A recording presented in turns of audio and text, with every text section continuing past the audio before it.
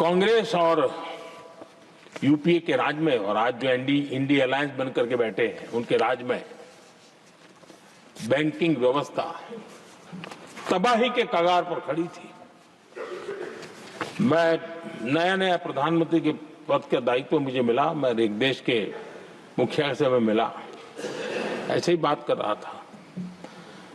मैंने कहा बैंकिंग की दृष्टि से हम कुछ आगे बढ़ना चाहिए। उन्होंने कहा पहले एक बार साहब जरा अभी आप नए हो, आपके बैंकों की व्यवस्था का अध्ययन कर लीजिए। हम कैसे हिम्मत करें। एक देश के नेता ने कोई एक जानकारियां थी, उसने मुझे बताया यहां इनको कोई परवाह ही नहीं। यानी एक प्रकार से उन्होंने जिस प्रकार से बैंकिंग व्यवस्था को एनपीए के पहाड़ खड़े हो गए थे। जहां भी देखो चर्चा चलती थी एनपीए का क्या होगा, एनपीए का क्या होगा, कैसे बचेंगे।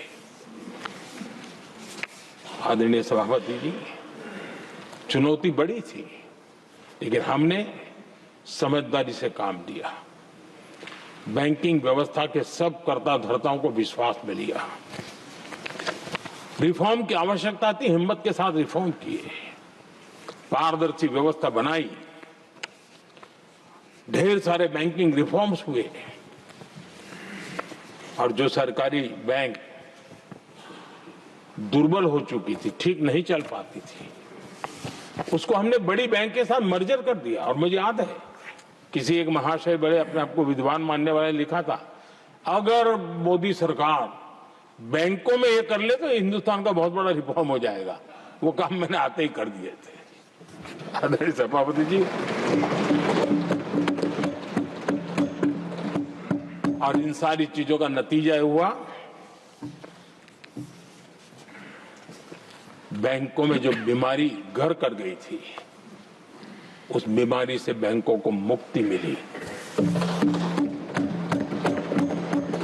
बैंकों का स्वास्थ्य सुधरा, लगातार सुधरा, अभी भी तेजी से आगे दौड़ रहे हैं। और बैंकिंग का जब स्वास्थ्य सुधरा तो लेन देन का कारोबार भी उनका बढ़ा, लोगों को पैसे मिलने लगे, सामान्य व्यक्ति को पैसे मिले। ऐसे ऐसे गरीब लोगों को लोन मिले जिनके लिए कभी बैंक के दरवाजे बंद थे, बेचारा दूर से देख करके उसे जाना पड़ता था। आज मुद्रा योजना जो देश के नौजवान को अपने पैरों पर खड़े रहने की ताकत देता है, मुद्रा योजना जो स्वरोजगार की प्रेरणा देता है, लेकिन स्वरोजगार के भाषण के काम नहीं होता है, उसका हाथ पकड़ना पड़ता है, उसको साथ देना पड़ता है, उसको सहाय देनी पड़ती है। और हमने मुद्रा योजना के द्वारा 30 लाख करोड़ रुपया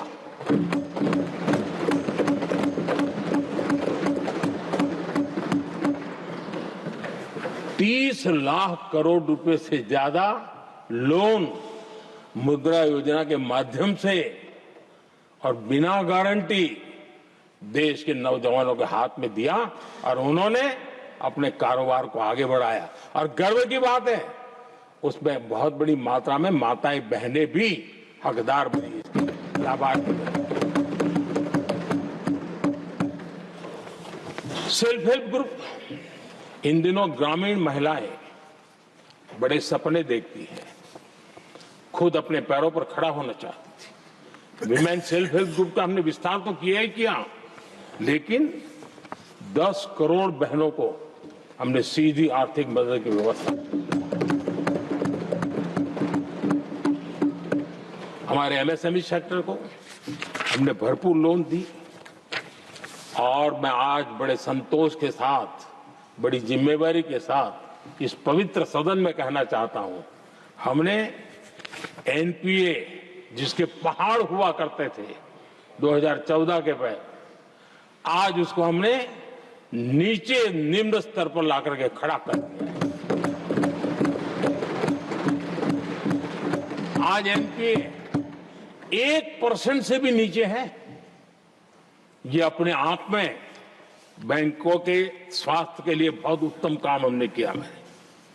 इतना ही नहीं, हमारे बैंकों का प्रॉफिट आज रिकॉर्ड पर है, हाई रिकॉर्ड है उसके। ये अपने आप में देश की अर्थव्यवस्था को ताकत देने के लिए बैंकिंग व्यवस्था मजबूत होती है तो बाकी अर्थव्यवस्था को भी मजबूती मिलती है उस काम को कहेगा। आदरणीय सभापति जी, मैं एक और उदाहरण देना चाहता हूं। हमारे पीएसयूज, आमतौर पर पीएसयूज के संबंध में मान्यता बन चुकी थी, वो बनते ही है बीमार होने के लिए, वो बनते ही हैं बर्बाद होने के लिए, वो बनते ही हैं बंद होने के लिए। हमने इस पूरी मानसिकता को हकीकतों के आधार पर बदलने में सफलता प्राप्त की है। और ये लोग पीएसयूज को लेकर के कितनी गलत बातें फैलाते थे। अर्बन नक्सल की तरह ऐसे पीएसयूज के दरवाजे के बाहर मजदूरों की मीटिंग करके भड़काने का पाप करते थे, गुमराह करने का काम करते थे। इन्होंने LIC, state bank of India और भी एचएएल, ऐसे हर एक को बड़ा भला बुरा और इतना भद्दे तरीके से, जब उनकी सरकार थी तब तो ये इन चीजों को संभाल नहीं पाते थे, उसको कुछ कर भी नहीं पाते थे।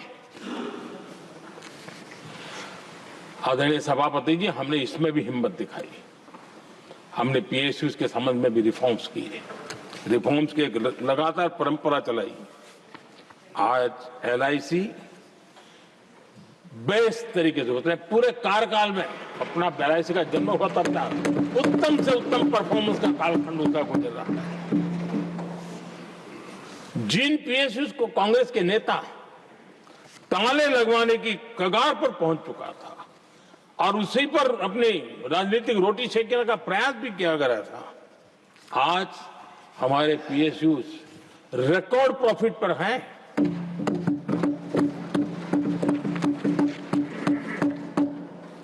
इतना ही नहीं, वे अपने परफॉर्मेंस से मेक इन इंडिया को भी गति दे रहे हैं। मेक इन इंडिया का जो सपना है उसका पूरा करने में वे भी एक बहुत बड़े कैटलिक एजेंट के रूप में आज भूमिका अदा कर रहे हैं। रिकॉर्ड संख्या में रोजगार बना रहे हैं। इतना ही नहीं, हमारे कुछ पीएसयूज आज विश्व के अंदर जा रहे हैं, विश्व में भी अपनी ताकत दिखा रहे हैं, विश्व के साथ जुड़ रहे हैं, दुनिया के कई देशों के विकास यात्रा में वो भागीदार बन रहे हैं। आज हमारे पीएसयूज को बहुत बड़े बड़े ऑर्डर देश से भी और देश के बाहर से भी मिलने लगे हैं। ये अपने आप में मैं जो कहता हूं ना, एक बहुत महत्वपूर्ण पड़ाव पर ये देश 25 साल है, उसका संकेत यहां नजर आता है। आदरणीय सभापति जी, कांग्रेस ने विश्वासघात करने के विषय में भी हमारे देश के अन्नदाता को भी नहीं छोड़ा।